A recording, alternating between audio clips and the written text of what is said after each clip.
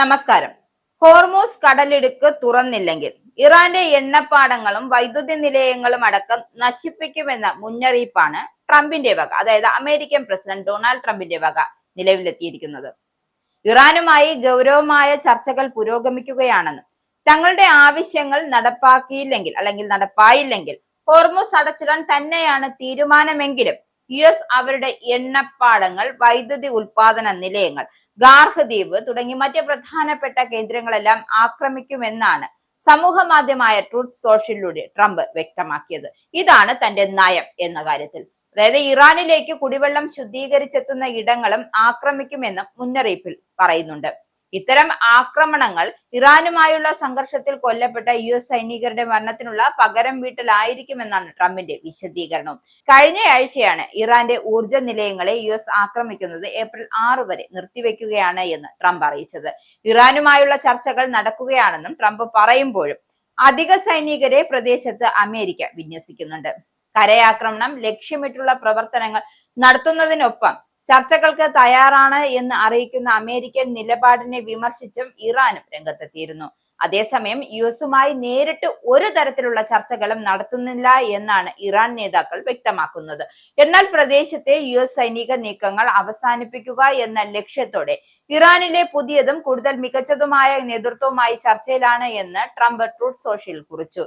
US കരയുദ്ധത്തിലേക്ക് കടന്നാൽ വലിയ പ്രത്യാഘാതങ്ങൾ നേരിടേണ്ടി വരുമെന്ന് ഇറാൻ മുന്നറിയിപ്പ് നൽകിയിട്ടുണ്ട്. ഇറാന്റെ നേരെ കരയുദ്ധമുണ്ടായാൽ അമേരിക്കൻ സൈനികർ പേർഷ്യൻ ഉൾക്കടലിലെ സ്രാവുകൾക്ക് ഭക്ഷണമായി മാറുമെന്ന് സൈനിക വക്താവ് ലഫ്റ്റനന്റ് കേണൽ ഇബ്രാഹിം സൊൽഫഹാരി പറയുന്ന ദൃശ്യങ്ങളാണ് കഴിഞ്ഞ ദിവസം പുറത്തു വന്നത്.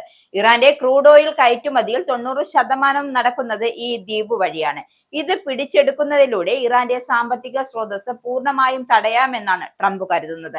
വെനിസ്വേലയിലെ എണ്ണ മേഖലയിലെ നിയന്ത്രണം നേടിയതിന് സമാനമായ ഒരു തന്ത്രമാണ് ഇവിടെയും ലക്ഷ്യം വെക്കുന്നത്. എനിക്ക് ഏറ്റവും ഇഷ്ടപ്പെട്ട കാര്യം ഇറാന്റെ എണ്ണ പിടിച്ചെടുക്കുക എന്നതാണ് എന്ന് ട്രംപ് പറഞ്ഞിരുന്നു. ഗാർഹ് ഐലൻഡ് വളരെ എളുപ്പത്തിൽ പിടിച്ചെടുക്കാൻ കഴിയുമെന്ന് ഇക്കാര്യത്തിൽ കൂടി അവകാശപ്പെടുകയും ചെയ്തു. ഏകദേശം 10,000 സൈനികരെ മേഖലയിൽ വിന്യസിക്കാൻ പെന്റഗൺ ഉത്തരവിട്ടു കഴിഞ്ഞു. ഇതിൽ 2200 മറീനുകൾ ഉൾപ്പെടെയുള്ള ആദ്യ സംഘം ഇതിനകം തന്നെ മിഡിൽ ഈസ്റ്റിലെത്തി.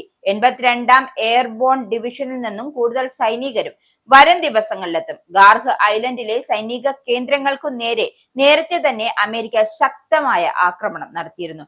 എന്നാൽ ഒരു കരയുദ്ധമുണ്ടായാൽ അമേരിക്കൻ സൈനികർക്ക് വലിയ നാശനഷ്ടങ്ങൾ സംഭവിക്കാൻ സാധ്യതയുണ്ട് എന്ന് സൈനിക വിദഗ്ധർ മുന്നറിയിപ്പ് നൽകുന്നുണ്ട്.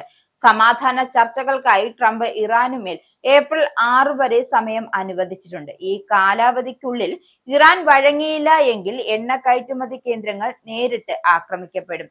ഈ ഭീഷണി നിലനിൽക്കുന്നതിനാൽ ആഗോള വിപണിയിൽ എണ്ണവില കുതിച്ചുയരുകയാണ്. ബ്രെന്റ് ക്രൂഡ് ഓയിൽ വില ബാരലിന് $116 കടന്നു. ഹോർമൂസ് കടലിടുക്ക് വഴി പാകിസ്ഥാന്റെ പതാകയുള്ള 20 എണ്ണക്കപ്പലുകൾ കടത്തിവിടാൻ ഇറാൻ തയ്യാറായത് ചർച്ചകളുടെ പുരോഗതിയായും ട്രംപ് വിശേഷിപ്പിക്കുകയാണ് ചെയ്യുന്നത്.